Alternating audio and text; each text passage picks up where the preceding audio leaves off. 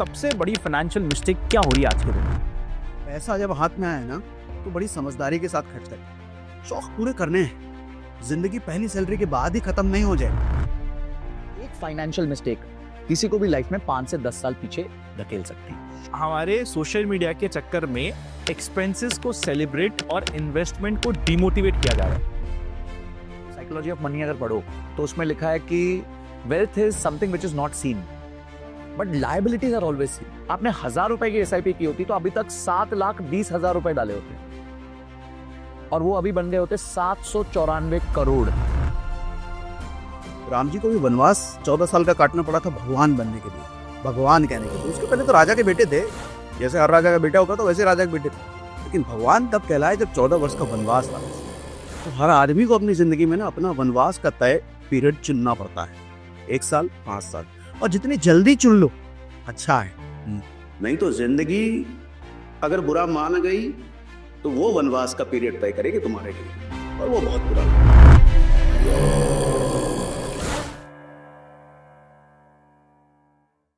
10 biggest money mistakes जो आज के दिन आप जाने अनजाने कर रहे हो, डिटेल में डिस्कस करेंगे आज के इस वीडियो में। और मैं अकेला नहीं करने वाला हूं, हमारे साथ सागर सर भी है और संजय सर भी है, और एक ही राउंड चलेगा। एक ऐसी कॉन्वर्सेशन है जिसको आप लाइफ लॉन्ग सेव करके रखना चाहोगे अपनी लाइब्रेरी में, तो काफी इंपॉर्टेंट वीडियो है। चलिए शुरू करते हैं पहले पॉइंट से, जो सागर सर शेयर करेंगे कि सबसे बड़ी फाइनेंशियल मिस्टेक क्या हो रही है आज के दिन। ठीक है, फाइनेंशियल मिस्टेक की बात करें ना, तो सबसे पहला मिस्टेक, मतलब मैं शुरू करता हूँ जो मैंने अपनी लाइफ में करे हैं, मैं उसी को लोगों को सिखाता हूँ कि भैया मैंने ये गलती करे नहीं तो आप मत करना। सबसे पहला मिस्टेक, सैलरी जब आती है ना, पहली सैलरी, होता क्या है कि हम लोग मिडिल क्लास वाले हैं, बचपन से कई सारे शौक दबे होते हैं कि पैसा हाथ में होगा तो ये खरीदेंगे वो खरीदेंगे। अब बाबूजी की बजट का इशू होता है, सैलरी बाबूजी की भी उतनी नहीं होती है, तो शौक दबे ही रह जाते हैं। अच्छा, उस शौक को एक टारगेट बना के हम चलते हैं, जब मेरी नौकरी लगेगी ना तो ये खरीदेंगे वो खरीदेंगे वो खरीदेंगे। ये सबकी कहानी है, सारे मिडिल क्लास के लड़के की कहानी है। तो मैंने क्या करा, जब मेरी पहली सैलरी आती है उसको मैं क्या करूंगा, ये खरीदूंगा वो खरीदूंगा, जूते खरीदूंगा, शर्ट खरीदूंगा, जीन्स खरीदूंगा, ब्रांडेड चीजें खरीदूंगा। और मैंने तो ब्लेंडर गिरा था। मेरी जो पहली सैलरी आई थी, उस पहली सैलरी के साथ साथ क्रेडिट कार्ड भी मेरे को आ गया था। तो क्रेडिट कार्ड और सैलरी मिला करके मैंने अपनी पहली सैलरी से बाइक खरीदी, 80,000 की बाइक। सैलरी कितनी, 25,000 रुपए। 25,000 आते ही 80,000 की बाइक खरीदी, मतलब पहली सैलरी को ही मैंने डेट में कन्वर्ट कर दिया। अच्छा, उसके बाद डेट क्या होता है कि एक बार अगर शुरू हो गया तो उसके बाद अपने पाँव वो खुद फैलाता है, आपको फैलाने की जरूरत नहीं पड़ती। तो मेरे साथ भी वही हुआ था। शुरुआत में 80,000 का डेट, फिर धीरे धीरे बढ़ते बढ़ते बढ़ते, अब क्रेडिट कार्ड का क्या होता है कि अगर 80,000 का बिल आया है, उसमें एक मिनिमम ड्यू करके फैक्टर होता है। अगर 4,000 का मिनिमम ड्यू है, अच्छा नए नए क्रेडिट कार्ड पहली बार हाथ में है, कोई सिखाता तो है नहीं कि भैया मिनिमम ड्यू क्या होता है। मिनिमम ड्यू पढ़ के ऐसा लगता है कि अच्छा अगर इतना मैंने दे दिया ना तो आउटस्टैंडिंग में से 4,000 कम हो जाएगा। लेकिन कई महीनों बाद ये समझ में आता है तो कम ही नहीं हो रहा, मैं हर महीने 4,000 पे कर रहा हूँ लेकिन ये कम ही नहीं हो रहा, आउटस्टैंडिंग उतना का उतना ही, प्लस उसमें इंटरेस्ट और ऐड हो जा रहा है। तो पहली गलती ये है कि जब कमाई हाथ में आती है ना, वो बहुत ज्यादा बड़ी चीज है। पैसा जब हाथ में आया ना तो बड़ी समझदारी के साथ खर्च करते हैं। शौक पूरे करने हैं। जिंदगी पहली सैलरी के बाद ही खत्म नहीं हो जाए, जिंदगी रहेगी लंबी। तो करना बस ये है, पैसे को प्लान कर लो। जब सैलरी आई है तो कितना पैसा क्या खरीदना है, घर वालों को कितना भेजना है। मैं नहीं कह रहा कि पहला सैलरी आई और इन्वेस्टमेंट शुरू कर दो, ऐसा नहीं होता यार। सैलरी आई को प्लान करो। शौक पूरे करने हैं लेकिन थोड़ा गोल बना लो। क्या करना है, बाइक खरीदनी है, गाड़ी खरीदना है, घर खरीदना है, समय लो, 1 साल 2 साल 5 साल का समय लो, उसके बाद ये सारी चीजें प्लान करो। पैसा आते ही पैसे को सही जगह पे लग जाना जरूरी है। अपने घर वालों के हाथ में दे दो, अगर शुरुआत में समझ नहीं है बाबूजी के हाथ में दे दो, या कोई घर में बड़ा है तो उसके हाथ में दे दो। उनसे पूछ लो कि कैसे करूं इस पैसे को खर्च में, बच जाएगा आदमी। लेकिन ऐसा होता नहीं है। लेकिन अगर ये किया ना तो आदमी बहुत बड़े जाल में फंसने से बच जाएगा, अगर पहली सैलरी के साथ ही ये सावधानी बरत ली तो। क्योंकि सारा कांड पहली सैलरी से ही शुरू हो जाता है। अच्छा point two give the start of the complete conversation. आप बताओ भैया, आपका क्या पॉइंट है? देखिए, इसी को मैं थोड़ा सा एक्सपैंड करता हूँ। और जो सर का पॉइंट था डेट, आप इसको ऐसे देखिए कि किसी ने लाइफ की रेस, हम लोग रेस में हैं, ठीक है। किसी ने लाइफ की रेस 0 से चालू करी, अब जो उधार लेता है वो ना उल्टा भागने लग जाता है। अब बाकी जनता सीधा भाग रही है, अपने गोल की तरफ भाग रही है कि 400 मीटर की रेस है या 1 किलोमीटर की रेस है, जो भी दौड़ है आपकी, और ये बंदा उल्टा भाग रहा है। क्यों? क्योंकि अब जो है उसके पैसे माइनस होने लग जाएंगे। तो धीरे धीरे जाके ना वो रियलाइज करेगा कुछ समय बाद, यार मैं तो उल्टा भागने लग गया, मैं तो अपने गोल पे पहुंच ही नहीं पा रहा हूं। और जब वो स्टार्ट करेगा उसको 0 तक पहुंचने में भी बहुत टाइम लगेगा। या आप समझिए कि अगर आप 100 रुपए पे हैं और आपका 20 रुपए कम हो गए तो आप 80 पे आ गए, पर 80 से 100 जाने को वापस 20% नहीं चाहिए। अब आपको 25% ग्रो करना है। आप 100 पे थे, आप गिर के 50 पे आ गए, तो आपका फॉल हुआ 50%, पर 50 से 100 जाने में आपको 100% राइज चाहिए। यानी पैसे में भी ग्रेविटी ज्यादा तेजी से काम करती है और उसमें चढ़ना बहुत मुश्किल होता है। एक फाइनेंशियल मिस्टेक किसी को भी लाइफ में 5 से 10 साल पीछे धकेल सकती है। पैसे के साथ गलती ना करना अपने आप में ही बहुत बड़ी जीत है। अगर वही आप मिस्टेक ही अवॉइड कर गए तो आप हमारे देश के टॉप 1% में आ जाओगे। जैसे डेट को समझना जरूरी है। मैं एक लड़की से मिला, यंग बच्ची 25-26 साल की, मेरे से मिली कहीं पे और बोलती कि सर मैं ना क्रेडिट कार्ड में मिनिमम ड्यू देती हूँ। मतलब क्यों? बोलती सर वो क्रेडिट कार्ड वाले ने बोला कि 3.5% का ब्याज लगेगा आपको, बैंक एफडी में 7% मिलता है और क्रेडिट कार्ड में 3.5% पे मेरे को मतलब देना है। तो देखो ना, बैंक एफडी में ज्यादा मिल रहा है, मतलब बहन वो 3.5% महीने का देना है, वहां 12 महीने से मल्टीप्लाई करो इसको। अब आप मैं मतलब हम मजाक ले सकते हैं, बट आप सोचिए 25-26 साल की लड़की को ये नहीं पता कि 3.5% उसको महीने का देना है। और इतना लैक ऑफ फाइनेंशियल एजुकेशन। 8 लोगों की कहानी है, नहीं पता होता है कि इंटरेस्ट मंथली है या एनुअली है, और बताने वाला बिल्कुल नहीं बताना। अच्छा, क्रेडिट कार्ड वालों के तो कॉन्फ्लिक्ट ऑफ इंटरेस्ट है, वो क्यों बताएंगे आपको? वो तो उनका देखिए क्रेडिट उन्होंने तो साइन करवा ली ना हाँ, document। आप दुनिया में कोई भी क्रेडिट कार्ड कंपनी का रेवेन्यू मिक्स देखिए, सिर्फ 25% के आसपास उनका फीस से आता है, बाकी 25% कुछ छोटे मोटे और चीजों से आता है, B2B पार्टनरशिप से। 51% उनका रेवेन्यू आता है डीलेड इंटरेस्ट से। तो वो अपने 51% को क्यों हर्ट करेंगे? क्यों आपको एजुकेट करेंगे? क्यों बताएंगे कि क्रेडिट कार्ड कैसे यूज करना है? ये आपकी जिम्मेदारी है। अब अगर आपने तलवार ले ली है तो तलवार सामने वाले को भी काट सकती है, आपके खुद के हाथ भी काट सकती है, तो उसकी सीखने की जिम्मेदारी तो आपकी है। तो डेट को समझना, डेट कैसे ऑपरेट करता है, कंपाउंड इंटरेस्ट कैसे ऑपरेट करता है, फाइनेंस को ना समझना, मेरे हिसाब से एक बार आप भूगोल मत समझो, एक बार आप इतिहास मत समझो, चल जाएगा, पर फाइनेंस मत समझो। हाँ, फाइनेंस मत समझो, ये मेरे हिसाब से क्राइम है। और मैं तो आग्रह करूंगा सरकार से कि फाइनेंशियल एजुकेशन को बचपन से जब बच्चा 7-8 साल का हो जाता है तब से इंट्रोड्यूस कर देना चाहिए हमारे सिस्टम में, ताकि उसको सीख मिले कि पैसे को मैनेज करना। देखो अनंत भाई, एक बात समझो, हम पैदा होते हैं, हमारा रिश्ता हमारे पेरेंट्स के साथ तब तक है जब तक हमारे पेरेंट्स हैं, फिर हम अकेले हो जाएंगे, मतलब उनके बिना हो जाएंगे। हमारे लाइफ पार्टनर्स हमारी लाइफ में 30 साल बाद आते हैं, ठीक है, फिर हमारे को नहीं पता कब तक उनके साथ रिश्ता है। पैसा एक ऐसी चीज है जो पैदा होने से लेके मरने तक आपके साथ चलेगा। तो जिस चीज के साथ आपका इतना लंबा रिश्ता है, थोड़ा ठीक होना चाहिए, और उसके लिए आपकी फाइनेंशियल एजुकेशन होनी बहुत जरूरी है। एक और चीज ऐड करूंगी साहब, जैसे मैंने बोला फाइनेंस समझना जरूरी होता है। हम मिडिल क्लास वालों को ना कभी ये पता ही नहीं होता है कि फाइनेंस को समझना भी होता है। अरे आदमी करेगा तो तब ना जब उसको पता रहेगा कि इसकी भी जरूरत है। फिजिक्स केमिस्ट्री हम क्यों पढ़ते हैं? क्योंकि बताया जाता है कि पढ़ना है। हमको कभी ये बताया नहीं जाता कि पैसे को भी पढ़ना है। ये जब जरूरत ही पता नहीं है उन कब पढ़े उस बिल्कुल बिल्कुल। सो आपने सबसे पहले कवर कर लिया कि पहली सैलरी की इंपॉर्टेंस, पहली सैलरी पे अपनी डेट मत बांध लो, और आपने बोला फाइनेंशियल एजुकेशन की इंपॉर्टेंस, और हम फाइनेंशियल एजुकेशन शायद इतनी इंपॉर्टेंट नहीं रखते अपनी लाइफ में जितनी बाकी सब चीजों को रखते हैं।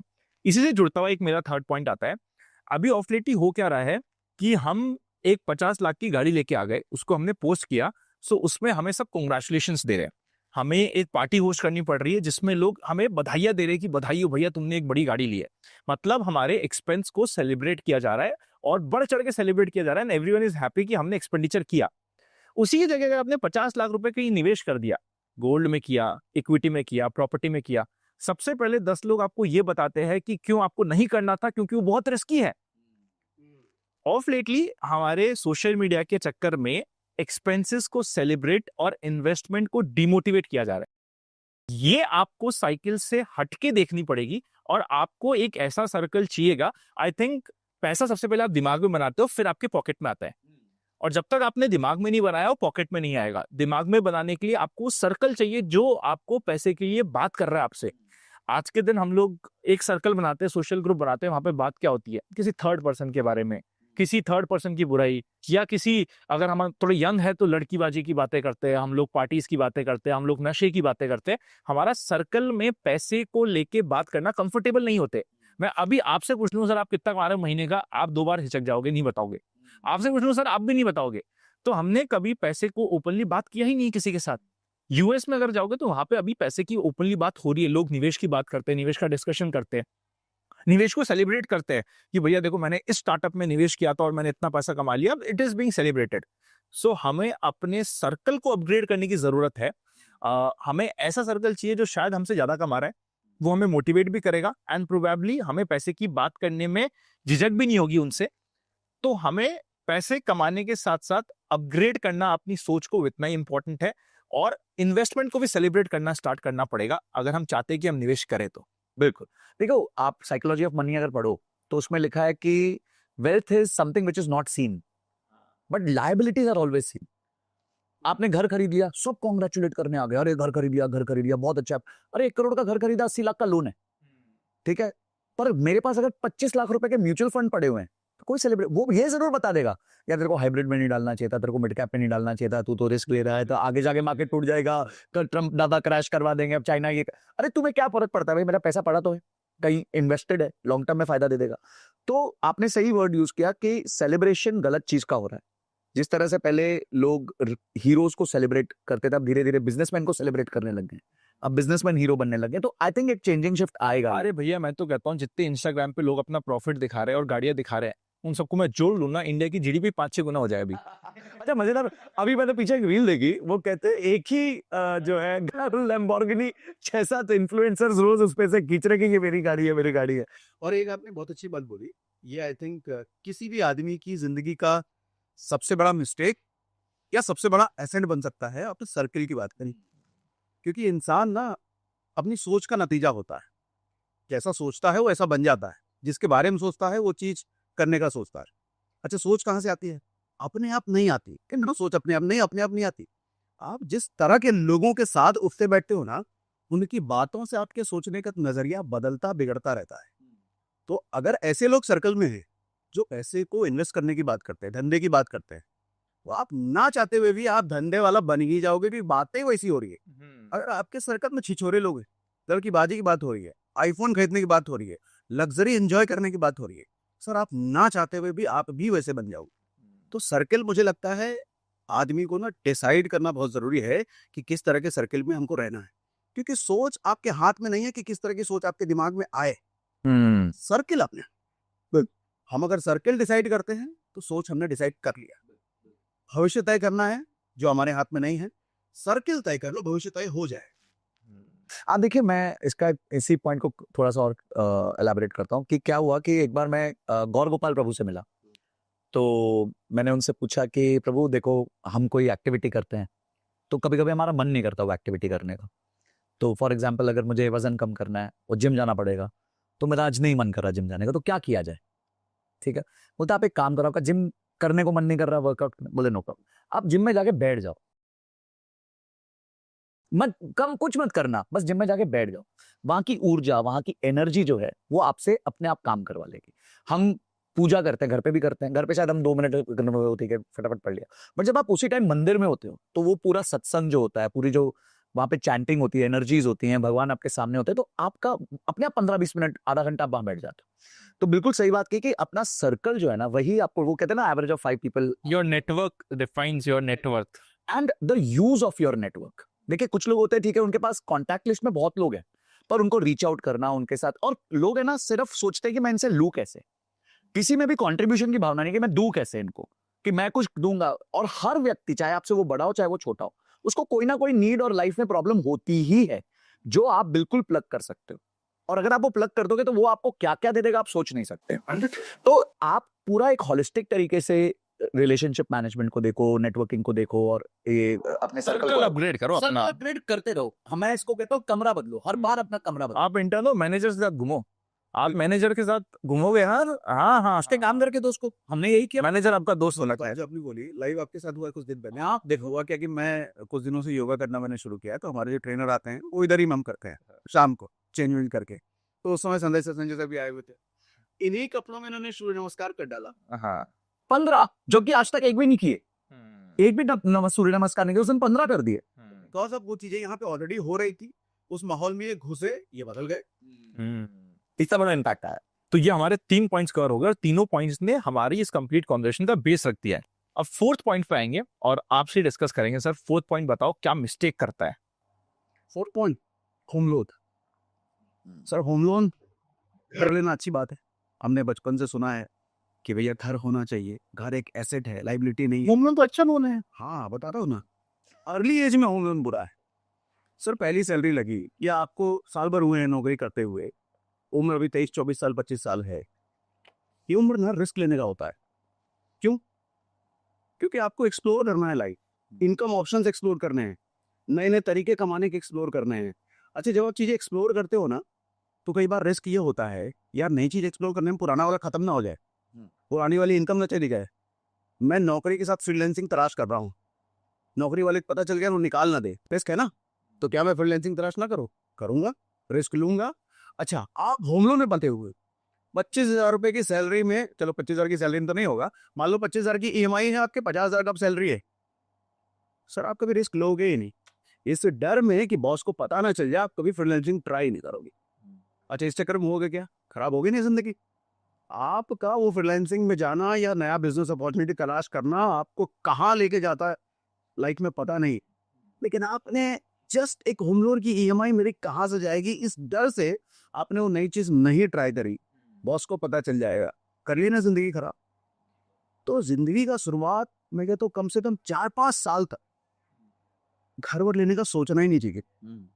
होता क्या है, हम लोग इन्फ्लुएंस हो जाते हैं, जैसे सर्कल की बात कर रहे थे ना, ऑफिस में या दोस्तों के बीच किसी ने फ्लैट ले लिया, उसके फ्लैट में अरे स्विमिंग पूल भी है, यहाँ जिम भी है, क्लब भी है। हम मिडिल क्लास वालों को भाई कहाँ ऐसी चीज देखने को मिलती है जिसके सोसाइटी में स्विमिंग पूल हो। हम लोग तो फिल्मों में देखते हैं स्विमिंग पूल, यहाँ जिम विम तो दूर होता है, और घर के बाजू में, घर के अंदर कैंपस में हो, बड़ा सा गार्डन हो, बच्चे खेलते हैं, ये सब ड्रीम होता है मिडिल क्लास का। अच्छा वो सुना रहा है रोज, अब अपना क्या मन होगा, हम भी लेंगे। अच्छा कैसे लिया, बड़ा आसान है, सिर्फ 10% डाउन पेमेंट देना है, बाकी बैंक दे देता है। अच्छा बस इतना आसान है क्या, चलो हम भी ले लेते हैं। आप बिल्डर के पास जाओगे, 4 वेबसाइट तलाश करोगे, उधर से फोन आना शुरू कर देगा, सर अभी ले लो कल प्राइस बढ़ने वाला है।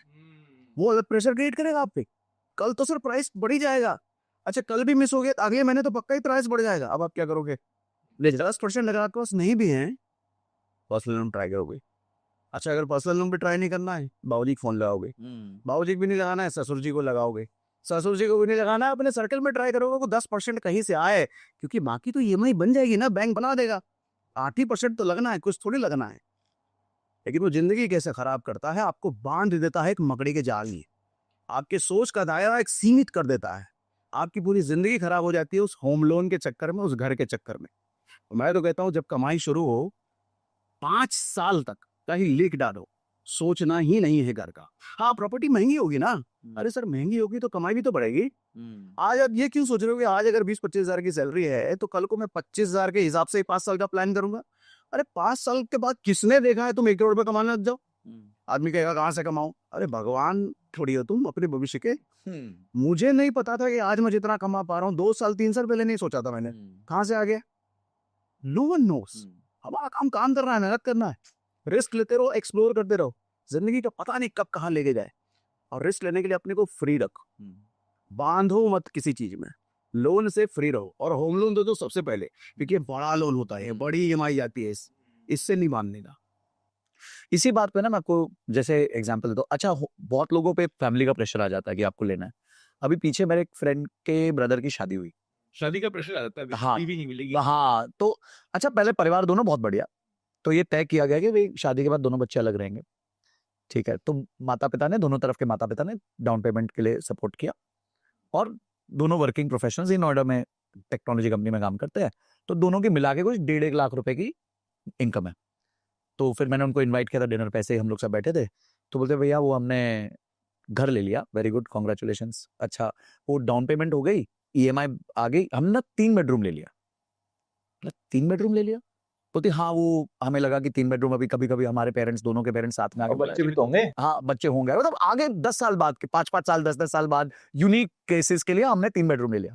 अब प्रॉब्लम ये है अनंत कि 3 बेडरूम में क्या प्रॉब्लम है, एक तो आपका मेंटेनेंस ज्यादा चला जाता है, वो फैक्टर ही नहीं किया।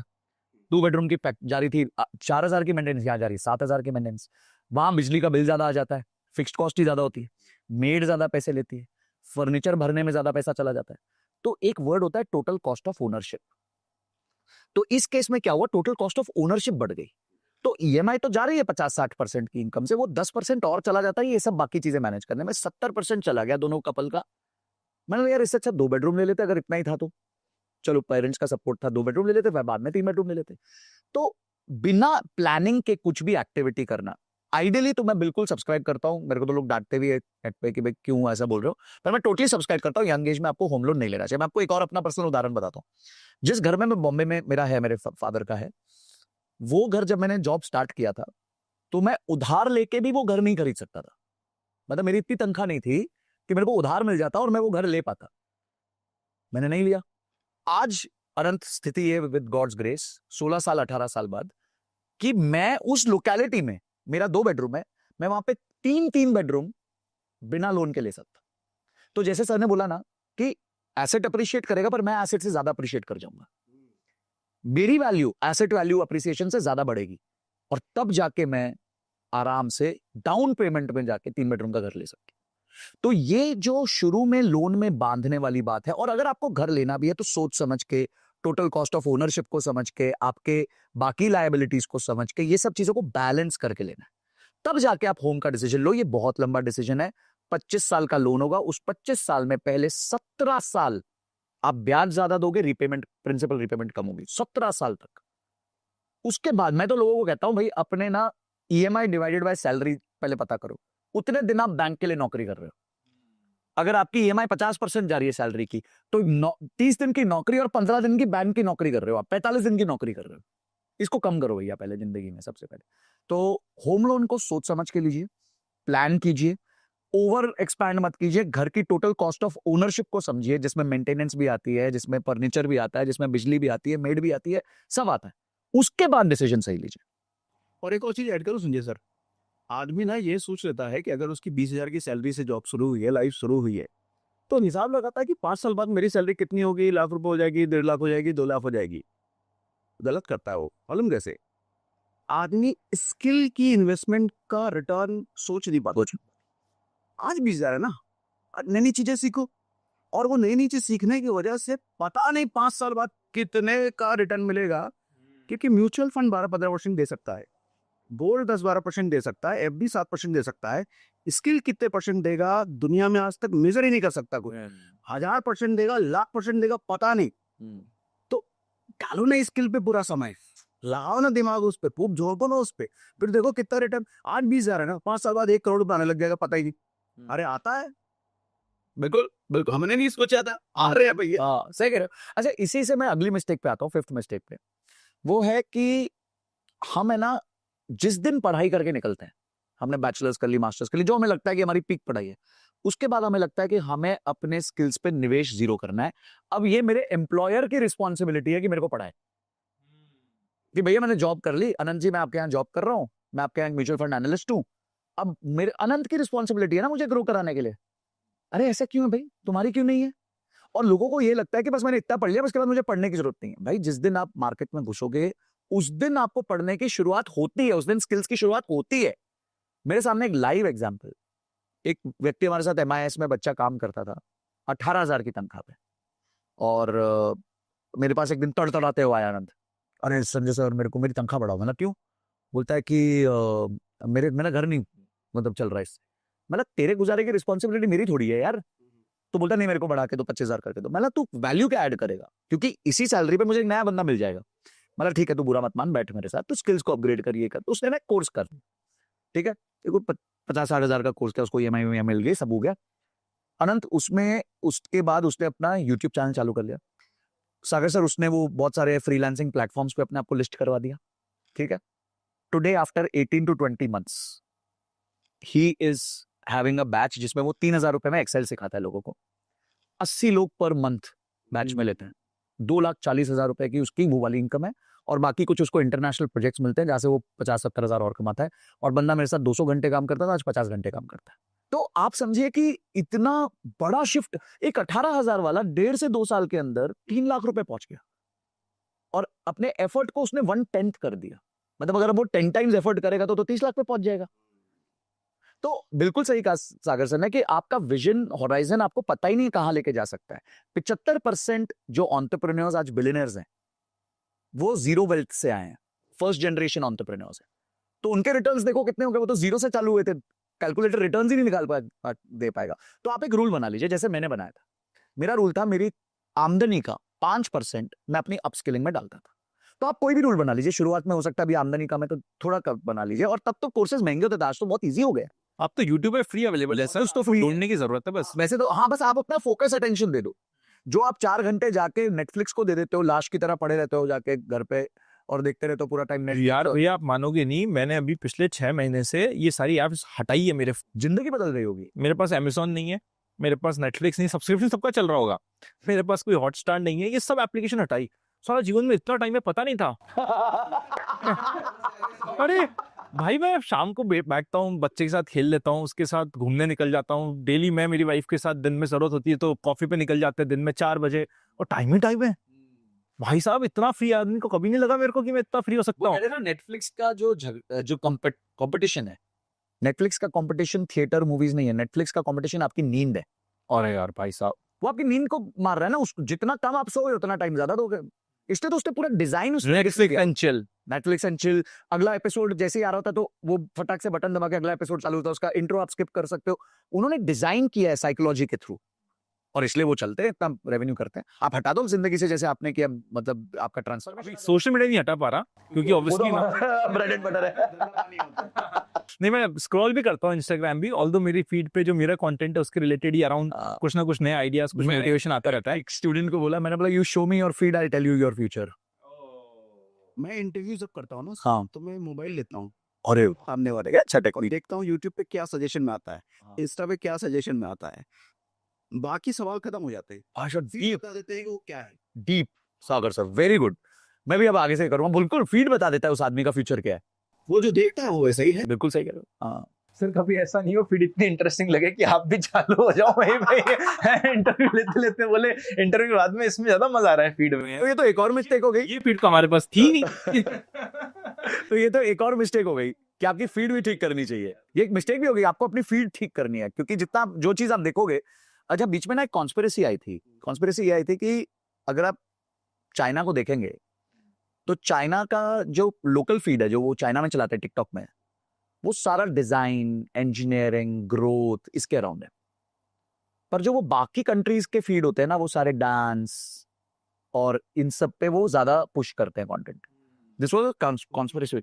जस्ट इमेजिन अगर ये सच है तो वो क्या क्या लेवल पे लड़ रहे हैं। हम सोचते हैं कि सारी लड़ाइयां जो है वेपन से होती हैं, मास मर्डर से होती हैं। टाइम पहले न्यूज में भी था कि चाइना के जो इन्फ्लुएंसर्स हैं, जो लाइफस्टाइल लग्जरीज दिखाते हैं, उनको बैन किया है उनके सोशल मीडिया प्लेटफॉर्म ने। जस्ट इमेजिन, जो लग्जरीज दिखाते हैं उनको बैन ये नहीं कर सकते। बहुत बढ़िया किया। ये कारोलियाम चलता है। हाँ डांस न्यूज में जाएगा, लोगों को तलाश करे तो हाँ। चाइना में है ऐसा।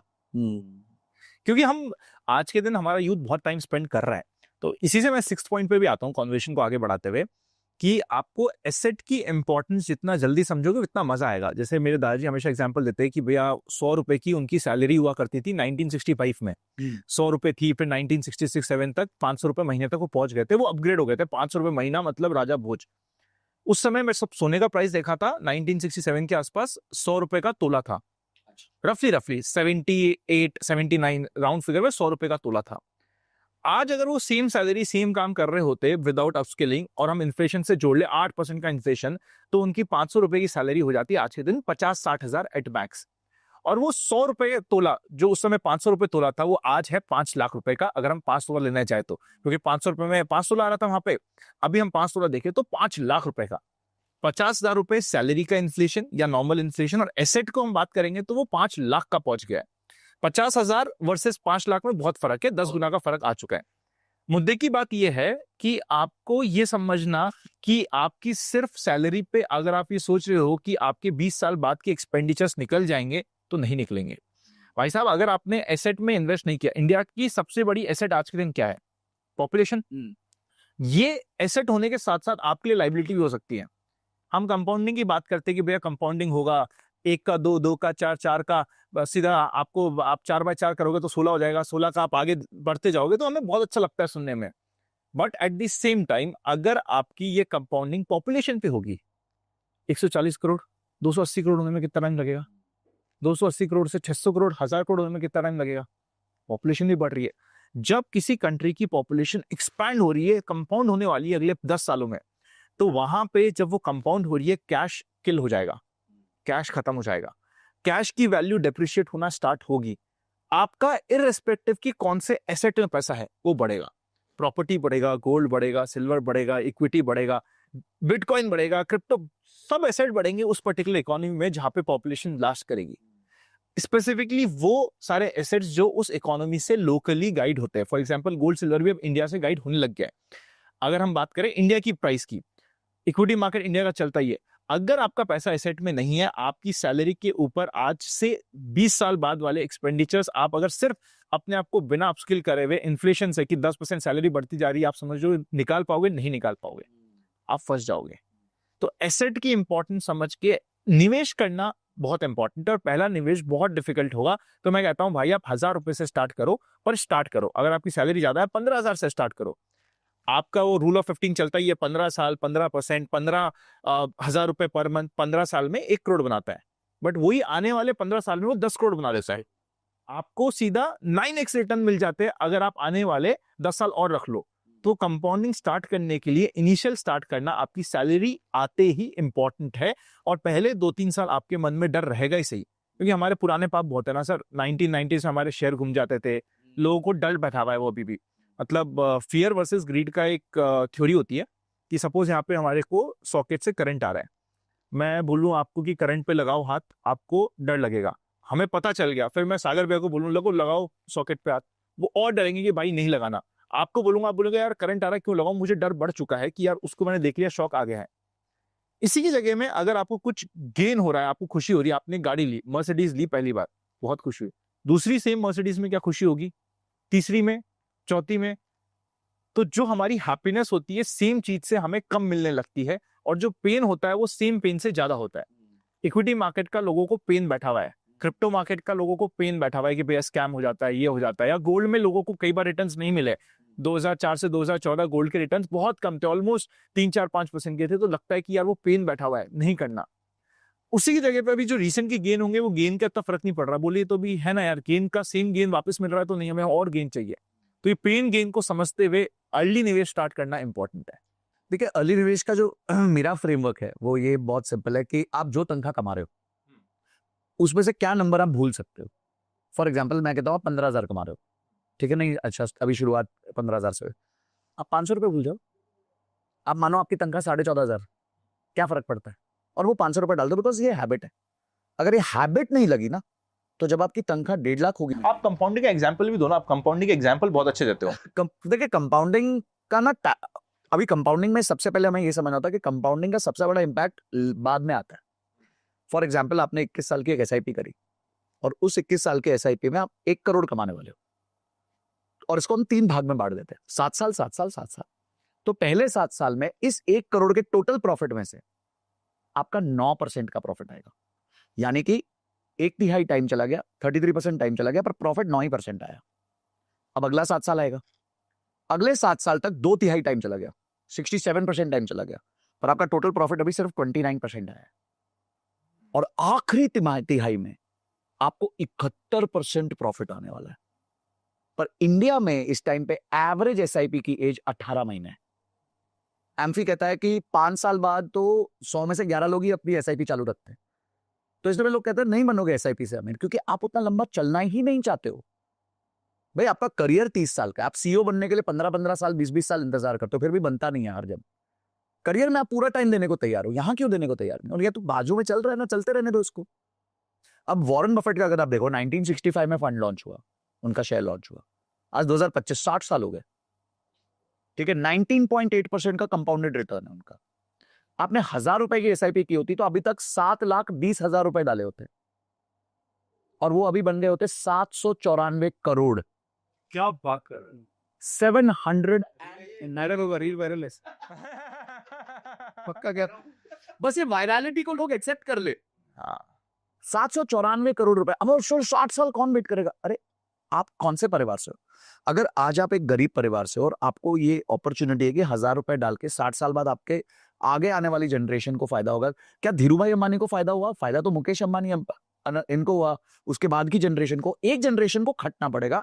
और अगर भगवान ने वो मौका आपको दिया है तो आप भगवान को धन्यवाद बोलो और खटो और इन्वेस्ट भी करो, स्किल्स भी बढ़ाओ और अपनी आगे देखो। आज आप अपने बाप मैं को तो कहता हूँ कि आपको 1000 रुपए कम लग रहा है ना, कि यार 1000 रुपए से मेरे को मिलेंगे इतने रुपए, 100 करोड़ रुपए मिलेंगे सपोज 30-40 साल बाद, वो कम लग रहा है। आप 1000 की जगह 10,000 से स्टार्ट कर दो, जो आपको सही लगे। अगर आप अच्छा आप स्टेप अप कर दो, आज 1000 कर दो, अगले साल 2000 कर दो। ये सोच क्या होती है ना, 1000 रुपए क्या ही डाले यार, उससे होगा क्या?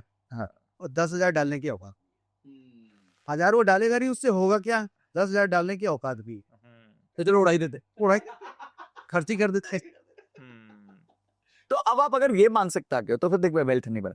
वेल्थ हमेशा लॉन्ग टर्म में बनती है भाई। वॉरेन बफेट के अगर आप देखो तो 11 साल की उम्र में स्टार्ट किया, 60 तक आते हुए $1 बिलियन, और 60 to 90 अगले 30 साल में $150 बिलियन। बट वही तो बात है, अगर हमारी उम्र ही 60 साल तक लिखी हो तो हम तो खत्म हो गए।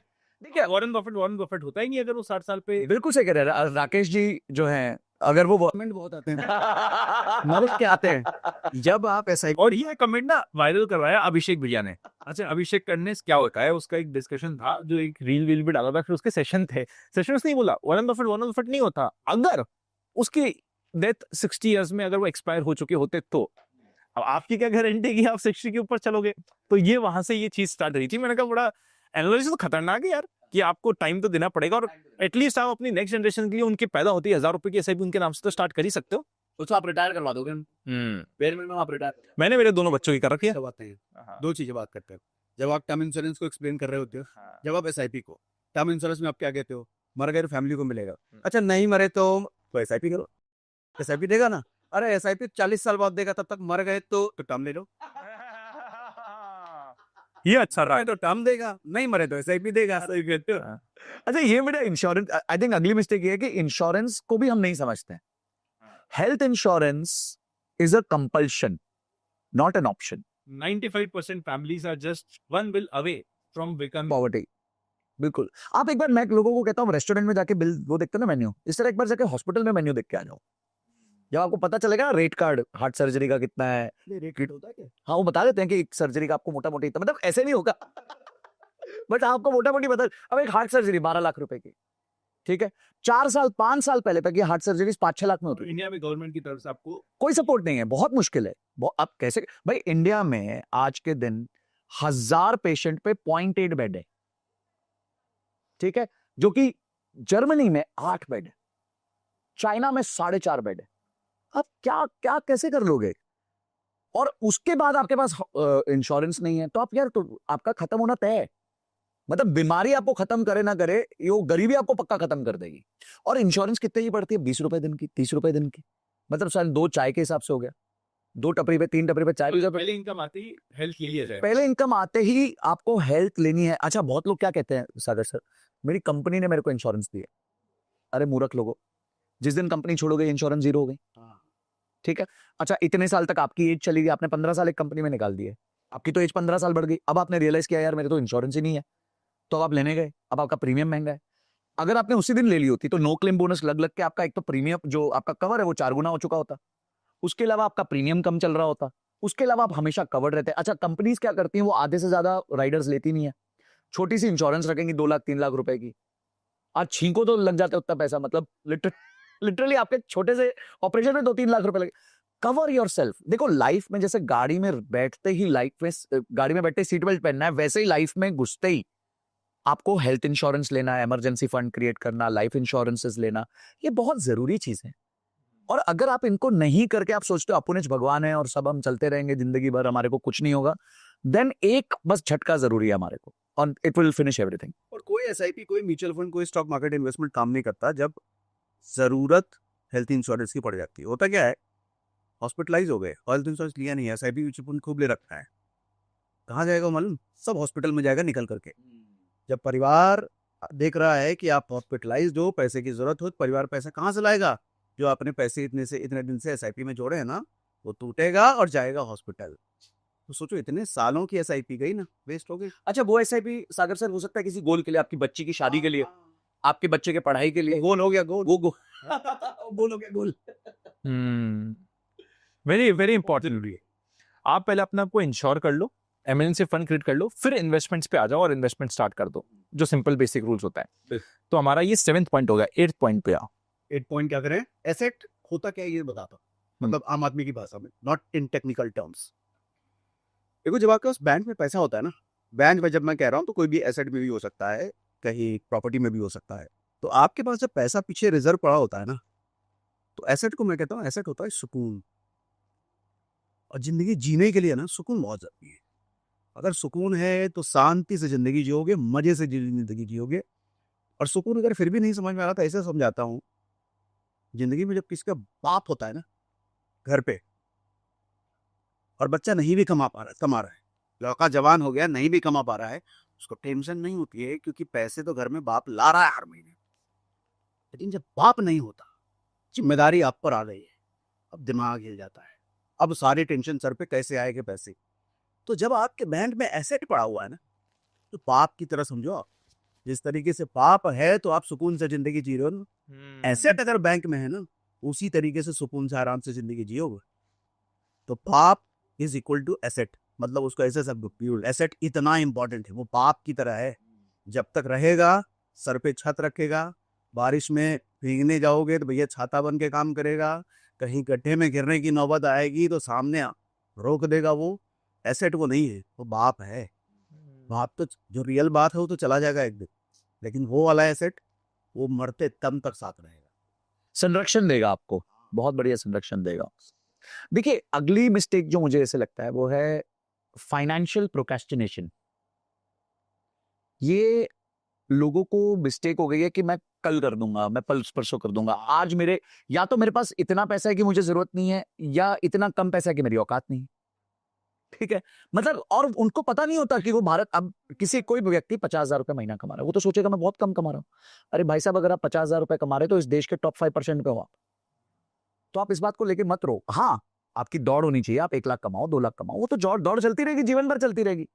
पर आज जो आपके पास है, उससे आज अपनी फाइनेंशियल प्लानिंग को करना बहुत जरूरी है। इसको प्रोक्रेस्टिनेट मत करिए। वो बोलते हैं ना कि आप बिल्कुल सही कह रहे हो। वो एक जस्ट लाइन याद आई कि कुछ ना करना भी कुछ करना है, मतलब not taking a decision is also a decision and probably one of the biggest decision. बिल्कुल बिल्कुल, no, inaction is also action. ठीक है, बट इनएक्शन आपके फाइनेंशियल फील्ड में ना बहुत प्रॉब्लम खड़ी कर देता है। 10 साल अगर आप लेट हो गए ना इन्वेस्टमेंट में, तो आपको सेम गोल अचीव करने के लिए करीबन 3 से 4 गुना इन्वेस्टमेंट करना पड़ता है। जस्ट इमेजिन कि जो काम आप शायद 10,000 की एसआईपी से कर सकते थे, अब आपको सेम काम अचीव करने के लिए 30,000 की एसआईपी लगेगी। क्या आपने अपनी इनकम 3 गुना बढ़ा ली है? शायद नहीं बढ़ी होगी। तो आप आज चालू कर दो। And it is okay to make mistakes, it is okay, आप बट सीखो उस मिस्टेक से, और मिस्टेक बहुत बड़ी मत करो। मैं अब एक लड़के से मिला, 25-26 साल का था, कॉल सेंटर एजेंट। ठीक है, और जब कोविड का टाइम आया तो सारे ट्रेडर बन गए थे। ठीक है, तो वो भी बन गया, उसने भी ऑप्शंस खरीद लिए, और शुरू का बिगनर्स लग गया उसका, तो 7-8% महीने का बना लिया। वही अपुनिच भगवान है। तो उसने सबको दिखाया अपना ग्रीन शॉट। तो ग्रीन शॉट, जब बस स्क्रीन शॉट नहीं कहता मैं, ग्रीन शॉट कहता हूँ ग्रीन कलर से स्क्रीन शॉट लारा में दिखा था, नहीं तो ग्रीन शॉट ही है वो। ठीक है, जबकि जीरो था बहुत क्लियरली बोलता है, देखो यहाँ पे आके लॉस करोगे, उसका लोगो लाल रंग का है। तो वो तो आपको पहले से ही बता रहा है कि आप लाल ही होने वाले हो यहाँ पे। ठीक है, तो no, वो लोग क्लियरली कम्युनिकेट कर रहे हैं। I think people are not understanding it. तो ग्रीन शॉट दिखाया तो सर मेरा भी पैसा रख, मेरा भी। भाई उसने 70 लाख रुपए ले लिए लोगों के। 6 महीने में वो 70 लाख हो गए जीरो। वो नहीं थे ऑप्शंस में, तो आप पैसा बना ही नहीं सकते, बाइंग में तो बिल्कुल नहीं बना सकते। तो अब क्या हुआ, अब वो उसके ऊपर 70 लाख की लायबिलिटी है, उसकी तनख्वाह 30,000 है। अरे बाप रे। अब सोचो वो कब पूरी कर पाएगा भाई? 20 साल लग जाएंगे। या तो उसको कुड़की बोलनी पड़ेगी कि भाई ठीक है मैं नहीं दे सकता, गाली खानी पड़ेगी, समाज में नाम थूथू होगा, मम्मी पापा पे परेशानी आएगी, मम्मी पापा को सब रीच आउट कर रहे हैं, या फिर उसको धीरे धीरे पैसे चुकाने पड़े। एक बंदे से मैं और मिला, अब ये भी मजेदार कहानी थी। ये बंदा सेम मिस्टेक, पर 70 लाख का स्केल नहीं था, 7 लाख का था। तो जैसे ये मिस्टेक करी उसने, तो उसने सोचा यार अब मैं इसको ना ट्रेडिंग करके तो पूरा नहीं कर पाऊंगा। तो उसने क्या किया, अपनी एक्टिव इनकम पे फोकस किया, मेहनत करी, नई स्किल लाया, फ्रीलांसिंग करा और इनकम बढ़ाई और उसको जॉब लग गया ऑस्ट्रेलिया में। जैसे उसको ऑस्ट्रेलिया में जॉब लगा फटाफट भागा, वहां डॉलर में कमा रहा था। पहले फुर्सत में उसने अपनी वो 7 लाख की लायबिलिटी जीरो कर दी। फिर उसने अपनी वेल्थ बिल्ड करनी चालू करी। टाइम लग गया, 5-7 साल लग गए, पर वो पिक्चर इस सब सिचुएशन से बाहर आ गया और अब वो बड़ा क्लियर है लाइफ में कि यार आराम से इन्वेस्ट करेंगे, किसी का उधार नहीं लेंगे, कुछ नहीं करेंगे। हम लोगों को ये कहते हैं कि उधार लेके आप इतनी रिस्की इन्वेस्टमेंट कर रहे हो, ये मत करो। उधार लेके कभी भी इन्वेस्टमेंट नहीं करते, उधार लेते हैं क्रिएशन के लिए, कुछ चीज क्रिएट करो, चाहे घर ही बना लो। मैं तो इवन ये भी बोलता हूँ कि अपने पापा जी और अपने ससुर जी के पैसे से भी इन्वेस्टमेंट मत करना सब। बहुत ताले पड़ेंगे घर पे। तो टुवर्ड्स दी एंड हमारे रफली 9 पॉइंट हो गए। एक लास्ट पॉइंट छोटा सा ऐड करता हूँ जिसपे आई थिंक थोड़ा कन्वर्सेशन चल सकता है। जब आप पैसे कमाने लगो ना, अगर आप अपनी दोस्ती और अपने रिश्ते बना के रखना चाहते हो तो उधार देना बंद कर दो एक बार को। दिल की बात बोल दी। बहुत गया पैसा देने के बाद या तो रिश्ता रहेगा या पैसा रहेगा। हाँ। पैसा आप छोड़ नहीं सकते क्योंकि अभी भी कमाई हुई है, और उधार वो वापस देगा नहीं आपको। उधार की देखो कितनी खूबी है कि उधार लेने वाला एक मजबूरी बता के उधार ले लेता है, लेकिन उधार वापस मांगने वाला 100 मजबूरी बताता है, फिर भी उसको पैसे नहीं हुई। और उधार मैं तो कहता हूँ भैया, अगर आपने सपोज किसी को कोई चाहते हो कि कोई आपको फोन करे रेगुलरली, उसे उधार ले लो 2-5 हजार का। हेलो भाई पूछते रहेंगे। और आपको अगर अपने आप को एक रूल बना लो, भैया मैं नहीं देता हूँ फैमिली एंड फ्रेंड्स में अननेसेसरी उधार, ये मेरी फैमिली प्रिंसिपल में नहीं है। लोग बुरा मानेंगे जब आप ना बोलोगे, लोगों को लोग बुरा मानेंगे, पर अगर आपने उधार दे दिया उसके बाद वापस मांगा तो ज्यादा बुरा मांगने हैं। ये तो वापस भी मांग रहा है हिसाब। जब आप कुछ नया करोगे, कुछ डिफिकल्ट करोगे, कुछ ऐसा करोगे जो आपके सोसाइटी के नॉर्म्स में नहीं आता है, आपके आज होता क्या है कि लोगों को ये दिक्कत नहीं कि तो आप पैसे कमा रहे हो, ये दिक्कत है कि यार ये दिखता तो मेरे जैसा है, बल्कि मेरे से खराब ही दिखता है। चश्मा भी लगा रहा है, मतलब मैं भी मूली पहना हूँ, ये भी मूली पहना हुआ है, एकदम सीधा साधा आदमी लगता है, मेरे जैसा ही तो है, ये कमा कैसे सकता है, ये मेरे से बेटर कैसे हो सकता है। लोगों को ये जो जलन होती है ना कि यार ये मेरे से बेटर कैसे हो सकता है तो हमारे में से बीच में आपके मोहल्ले वाले सबसे पहले आपसे जलना स्टार्ट होंगे। ये साला ऐसे तो अभी हमारे सामने घूमता था, शॉर्ट्स पहन के घूमता था, आज साला ये बड़ा आदमी बना घूम रहा है। तो वो आपको 6 महीने के लिए ताने छोड़ने पड़ेंगे, क्योंकि जुबान नहीं होती है पैसे की, पर बोलता सबसे ज्यादा पैसा ही है। अरे बहुत क्या बात बोली यार। एक बार आप कमाने लगे ना, जो रिश्ते टूटे हैं ना सब जुड़ जाएंगे, सब दोस्त हो जाएंगे। वो कहते हैं ना, आपने भी गौर गोपाल दास का ही नाम लिया था सर का, तो गौर गोपाल दास सर का ही एक डायलॉग है, जिनके ना आते थे फोन उनके एसएमएस भी आने लगे, मेरा वक्त क्या बदला, मेरे नीम के पेड़ पे भी आम आने लगे। तो वक्त बदलने पे फोकस करो, 6 महीने गायब हो जाओ, ये आपके डायलॉग है। कि क्या है सर, बताओ ना एक बार। वो बड़ी पुरानी रील थी, ये बहुत वायरल हुआ था, 45-50 मिलियन लिया था। वो ये था कि मैंने कहा था कि 6 महीने तक गायब हो जाओ, दुनिया वालों को लगे कि मर गया है, दुनिया वालों को लगे कि ये कहीं चला गया, कुछ पता नहीं है इसका। देखिए 6 महीने तक खुद को इतनी मेहनत करो, खुद पे इतनी मेहनत करो, कमरे में बंद होकर के सिर्फ खुद पर समय लगाओ, और 6 महीने बाद जब कमरे से निकलो तो सूरज की तरह इतनी चमक हो तुम में कि दुनिया वालों की आंखें चौंधी आ जाए तुमको देख। यही वो है जो 6 महीने था। तो मैं कहता हूँ जैसे राम जी को भी वनवास 14 साल का काटना पड़ा था भगवान बनने के लिए, भगवान कहने के लिए। उसके पहले तो राजा के बेटे थे, जैसे हर राजा का बेटा होगा तो वैसे राजा के बेटे थे, लेकिन भगवान तब कहलाए जब 14 वर्ष का वनवास था। तो हर आदमी को अपनी जिंदगी में ना अपना वनवास का तय पीरियड चुनना पड़ता है, 1 साल 5 साल, और जितनी जल्दी चुन लो अच्छा है। नहीं तो जिंदगी अगर बुरा मान गई तो वो वनवास का पीरियड तय करेगी तुम्हारे लिए, और वो बहुत बुरा लगा। मैं यहाँ पे I think this is the perfect end to the complete conversation, कि राम जी जब गए थे तो राजा राम बन के गए थे, और जब वापस आए थे तब भगवान राम बन के आए थे। तो आप भी अपनी मेहनत पे लग जाइए। अगर आपको ये कॉन्वर्सेशन अच्छी लगी और ऐसी और कॉन्वर्सेशन चाहते हो तो कमेंट पे जाके बता दीजिएगा, अपना प्यार देना मत भूलिएगा। सारे इंपॉर्टेंट लिंक्स सर के और सर के सारे चैनल्स के लिंक सब कुछ मैं डिस्क्रिप्शन में डाल दूंगा, आप चेकआउट कर सकते हो। सारे इंपॉर्टेंट लिंक्स आपको डिस्क्रिप्शन में मिलेंगे। Happy learning, keep growing. ऐसी कॉन्वर्सेशंस कुछ ऐसी होती है जिसको शायद आपको हर 2-4 महीने में सुनने की जरूरत है, तो सुनिए इस कॉन्वर्सेशन को, बाद में अपने फैमिली के ग्रुप में शेयर कीजिए, क्योंकि हो सकता है कि आप आज के दिन लग रहा हो कि यार ये पॉइंट मैं तो फॉलो कर रहा हूं, पर आपकी फैमिली ग्रुप में, आपके कजिन्स के ग्रुप में, आपके जिनके लिए आप ट्रूली वेल विशर मानते हो अपने आप को कि यार मैं इसका अच्छा चाहता हूं लाइफ में, उनके साथ इस कॉन्वर्सेशन को शेयर कीजिए। Happy learning and we will see you very soon. Thank you sir, thank you so much. Thank you.